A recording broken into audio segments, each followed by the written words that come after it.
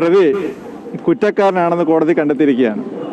കേസിൽ prosecution ആരോപിച്ചിട്ടുള്ള doctor വന്ദനാദാസിനെ പ്രതി കൊലപ്പെടുത്തി എന്നുള്ള ഇന്ത്യൻ ശിക്ഷാ നിയമത്തിലെ 302 വകുപ്പ്, അതേപോലെ തന്നെ കൂടെ ഉണ്ടായിരുന്ന പോലീസ് ഉദ്യോഗസ്ഥനെ വധിക്കാൻ ശ്രമിച്ചു എന്നുള്ള ആരോപണത്തിലുള്ള 307 വകുപ്പ്, അതീവ ഗുരുതരമായ രീതിയിലുള്ള പരിക്കേൽപ്പിച്ചു എന്നുള്ള കുറ്റത്തിന് 326 വകുപ്പ്, 324 വകുപ്പ്, 323 വകുപ്പ്, ഡോക്ടർ വന്ദനാദാസിനെ തടഞ്ഞു നിർത്തി കൊലപ്പെടുത്തി എന്നുള്ള കുറ്റകൃത്യത്തിന് 341 വകുപ്പ്, അതേപോലെ തന്നെ ഔദ്യോഗിക ഡ്യൂട്ടിയിലുള്ള പോലീസ് ഉദ്യോഗസ്ഥന്മാരെ അവരുടെ കൃത്യനിർവഹണത്തിന് തടസ്സമുണ്ടാക്കി എന്നുള്ള കുറ്റകൃത്യത്തിന് 333, 332 വകുപ്പുകൾ, അതുപോലെ തന്നെ കുറ്റകൃത്യത്തിന് ശേഷം തെളിവ് നശിപ്പിക്കാൻ ശ്രമിച്ചു എന്നുള്ളതിന് 201 വകുപ്പ്, ഒരു ഹോസ്പിറ്റലിൽ അക്രമം അഴിച്ചുവിട്ടതിന് ഹോസ്പിറ്റൽ വയലൻസ് പ്രൊഹിബിഷൻ ആക്ടിലെ 3-4 വകുപ്പുകൾ. ഈ പ്രകാരം പ്രതി കുറ്റക്കാരനാണെന്ന് കോടതി കണ്ടെത്തിയിരിക്കുകയാണ്. പ്രോസിക്യൂഷൻ സ്വാഭാവികമായും കോടതിയിൽ ആരോപിച്ചിട്ടുള്ള കുറ്റകൃത്യങ്ങളെല്ലാം തന്നെ തെളിഞ്ഞിട്ടുള്ളതായി, സംശയാതീതമായി തെളിഞ്ഞിട്ടുള്ളതായി, ഈ പ്രോസിക്യൂഷൻ്റെ ആ വാദങ്ങൾ അംഗീകരിച്ചിട്ടുള്ളതായും പ്രതിക്ക് ഇൻസാനിറ്റി ഉണ്ട് എന്നുള്ള പ്രതിഭാഗം തർക്കം ഒരു കാരണവശാലും നിലനിൽക്കത്തില്ല എന്നുമാണ് കോടതി ഇന്ന് കണ്ടെത്തിയിട്ടുള്ളത്. ഈ പ്രതിക്ക് മാനസിക പ്രശ്നമുണ്ട് എന്നതാണ് തുടക്കം മുതൽ പ്രതിഭാഗം വാദിക്കുന്നത്. അതെ അതെ, അതല്ല എന്ന് വാദിക്കാൻ നമ്മൾ നിർത്തിയ ഘടകങ്ങൾ എന്തൊക്കെയാണ്? ഈ കേസിൽ കേരളത്തിൽ നടന്നിട്ടുള്ള കുറ്റകൃത്യങ്ങളിൽ ഒരു കുറ്റകൃത്യത്തിന് ശേഷം എങ്ങനെ സ്വന്തം അനുകൂലമായി തെളിവ് ഉണ്ടാക്കണമെന്നുള്ള കാര്യത്തിൽ വളരെ ബ്രില്യൻ്റ് ആയിട്ടുള്ള ഒരു പ്ലോട്ട് ഉണ്ടാക്കിയെടുത്ത ഒരു പ്രതിയാണ് ഈ കേസിലെ പ്രതി എന്ന് പറയേണ്ടിയിരിക്കുന്നു.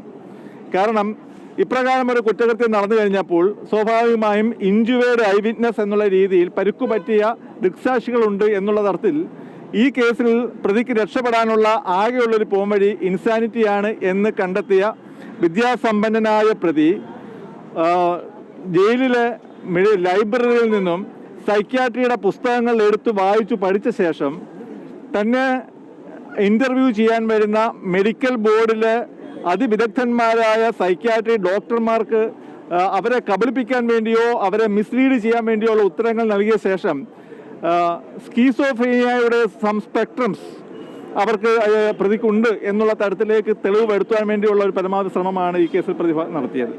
പക്ഷേ ആ പ്രതി നടത്തിയ എല്ലാ തരത്തിലുള്ള ശ്രമങ്ങളും തെളിവ് ഉണ്ടാക്കാൻ വേണ്ടി മാത്രം നടത്തിയ കപടമായ ശ്രമങ്ങൾ മാത്രമാണെന്ന് തെളിയിക്കാൻ പ്രോസിക്യൂഷന് സാധിച്ചു. അതിൻ്റെ ഫലമായിട്ടാണ് കോടതി ഇന്ന് ഈ വിധി ഉണ്ടാക്കിയിട്ടുള്ളത്. നമ്മൾ എങ്ങനെയാണ് ആ വാദങ്ങൾ പൊളിച്ചത്? പ്രതിയെ പോലീസ് അറസ്റ്റ് ചെയ്തതിന് ശേഷം ഒരു ഉത്തരവാദിത്തപ്പെട്ട പോലീസ് ഉദ്യോഗസ്ഥൻ ചെയ്യേണ്ട ആദ്യത്തെ ധർമ്മം എന്നുള്ള തരത്തിൽ തന്നെ പ്രതി ഇപ്രകാരം ഒരു മെൻ്റൽ ഇൻസാനിറ്റി എന്നുള്ളൊരു തർക്കം ഉന്നയിക്കാൻ സാധ്യതയുണ്ട് എന്ന് മുൻകൂട്ടി കണ്ടുകൊണ്ട് 3-ാം ദിവസം തന്നെ ഡോക്ടർ അരുൺ എന്ന് പറയുന്ന തിരുവനന്തപുരത്തെ സൈക്യാട്രിസ്റ്റ് അദ്ദേഹത്തെ ഇൻ്റർവ്യൂ ചെയ്യുകയും ഒരു റിപ്പോർട്ട് വരുത്തുകയും ഇൻ്റർവ്യൂ ചെയ്ത് പോലീസ് ഉദ്യോഗസ്ഥന് മുമ്പാകെ മൊഴി കൊടുത്തിട്ടുണ്ടായിരുന്നു. അതിൽ പ്രതിക്ക് യാതൊരു തരത്തിലുള്ള മാനസിക വിഭ്രാന്തികളുമില്ല എന്ന് കണ്ടെത്താൻ സാധിച്ചു. പിന്നീട് 19-ാം തീയതി മെയ് 10-ാം തീയതി ഒഫൻസ് നടന്നതിന് ശേഷം 9-ാമത്തെ ദിവസം ഒരു മെഡിക്കൽ ബോർഡ് രൂപീകരിക്കുകയും ആ മെഡിക്കൽ ബോർഡിൽ തിരുവനന്തപുരം മെഡിക്കൽ കോളേജിലെ സൈക്യാട്രിയിലെ പ്രമുഖന്മാരായ ഡോക്ടർമാർ ഉൾപ്പെടുന്ന മെഡിക്കൽ ബോർഡ് പ്രതിയെ സന്ദർശിക്കുകയും പ്രതിയെ ഇൻ്റർവ്യൂ ചെയ്യുകയും ചെയ്തു. അവിടെയും പ്രതിക്ക് ഏതെങ്കിലും തരത്തിലുള്ള മാനസിക വിഭ്രാന്തി ഇല്ല എന്ന് തെളിയിക്കാൻ സാധിച്ചു. എന്നാൽ അതിനുശേഷം വീണ്ടും ആ മെഡിക്കൽ ബോർഡിൻ്റെ കൂടി നിർദ്ദേശാനുസരണം വിശദമായ ഒരു ഇൻ്റർവ്യൂ നടത്തണമെന്ന തീരുമാനത്തിൻ്റെ അടിസ്ഥാനത്തിൽ ജൂൺ 3 വീണ്ടും പ്രതിയെ ഇൻ്റർവ്യൂ ചെയ്തു. ആ ഇൻ്റർവ്യൂ ചെയ്ത സമയത്തിനുള്ളിൽ പ്രതി തിരുവനന്തപുരം ജയിലിലെ ലൈബ്രറിയിൽ നിന്നും സൈക്യാട്രിയുടെ പുസ്തകങ്ങൾ ശേഖരിച്ച് എങ്ങനെയാണ് ഒരു പ്രതിക്ക് സൈക്യാട്രിയിൽ തന്നെ ഇൻ്റർവ്യൂ ചെയ്യാനെത്തുന്ന ഡോക്ടർമാരെ മിസ്ലീഡ് ചെയ്യാൻ സാധിക്കുക എന്നുള്ളതിനെക്കുറിച്ച് വളരെ വിശദമായ രീതിയിൽ പഠിച്ച ശേഷം ചോദ്യങ്ങൾക്ക് മറുപടി കൊടുക്കുകയും അയാൾക്ക് മൂന്നാമതും മറ്റൊരാളുടെ ശബ്ദങ്ങൾ കേൾക്കാൻ സാധിക്കുന്ന ഒരവസ്ഥയുണ്ട് എന്നുള്ള തരത്തിലുള്ള മറുപടി കൊടുക്കുകയും അതിൻ്റെ അടിസ്ഥാനത്തിൽ സ്കീസോഫ്രീനിയയുടെ സ്പെക്ട്രം അയാൾക്കുണ്ട് എന്ന് അയാൾ ആ മെഡിക്കൽ റിപ്പോർട്ടിൽ വരുത്തുവാനും കഴിയുന്നതിൽ അയാൾ വിജയിക്കുകയുണ്ടായി. എന്നാൽ പിന്നീട് കോടതിയിൽ ഈ സാക്ഷികളെയൊക്കെ വിസ്തരിക്കുന്ന സമയത്ത് പ്രോസിക്യൂഷൻ ഉന്നയിച്ച ചോദ്യങ്ങൾക്ക് മറുപടിയായി ഈ സാക്ഷികളെല്ലാം തന്നെ ഈ പ്രതിയുടെ ഇപ്രകാരമുള്ള പ്രവൃത്തികളെല്ലാം തന്നെ അയാൾ ഒരു പ്രിറ്റൻഡ് ചെയ്ത അവസ്ഥ ഉണ്ടാകാൻ സാധ്യതയുണ്ട് എന്നുള്ള തരത്തിൽ തെളിയിക്കാൻ സാധിച്ചു.